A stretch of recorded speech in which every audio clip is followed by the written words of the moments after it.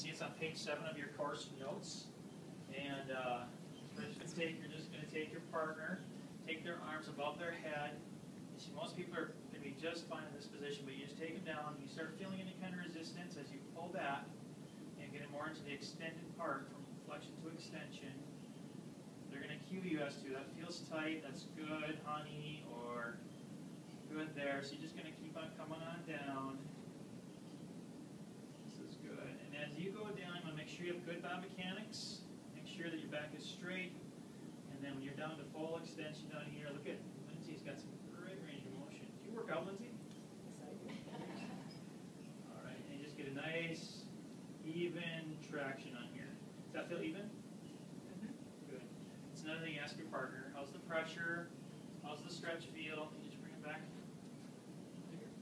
So number 2 now is going to be leg extension. So again, with traction, or you're just going to have a constant pull. Take a little bit off the table here. This is pretty safe for most people. Make sure your pressure is good and your back is nice and straight. You're leaning back. Both arms are nice and long. And I just have really my middle finger is the only thing that's holding on to Lindsay. How's that feel? Feels good.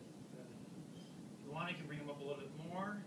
Feel a little more tension in her Achilles and in the back of her heel.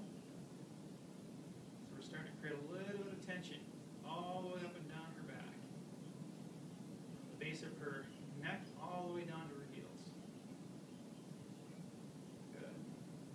And you can do that for anywhere from 30 seconds to a minute, or if your mate wants you to go a little bit longer, I'm sure you won't disagree. All right, so hip flexion and rotation with the knee and flexion. So flexion is the shortening of an ankle, so we're going to bend the knee up to the hip, and we're going to bend the knee here, and we're going to bend the hip here. So all you're going to do is you're going to bring, whenever you straddle the table, face the table, you want to make sure that your knees and your legs are up against the table. Okay, so we're rocking the table like we talked about before. So now we're braced. Okay. So in the knee flexion, hip flexion, we're just going to pick up the hand, and we're going to bring it up like this, bend the knee, nice and easy, nice and slow, so don't scare your partner. If you're doing this every day, it's going to be expected. So you can see how I changed my position from here, and I brought her up, started bending the knee, I changed my forearm position to here. Now I'm just guiding her along the way. What was this one called again? Knee flexion with hip flexion. So we're bending at the hip, we're bending at the knee. So normal range of motion is going to be right up to the chest. But if you see the foot turning out over here, or if she's resisting or he's resisting, that's when you want to stop. As soon as you feel that barrier, that resistance, either by her pushing against you or you feel a block or resistance, that's when you want to stop. Don't want to go any further than that.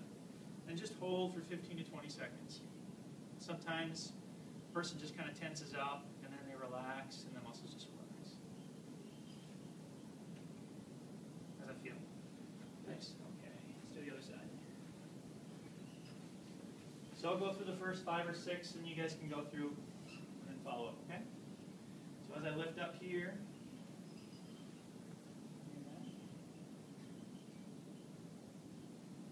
so I'm losing my body weight, I'm leaning into her. So if I were to, my forearm were to slip off, I'd fall right over on my face.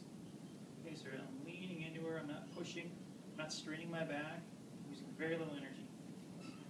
Okay? Any pain? No. Good. A little bit of a stretch?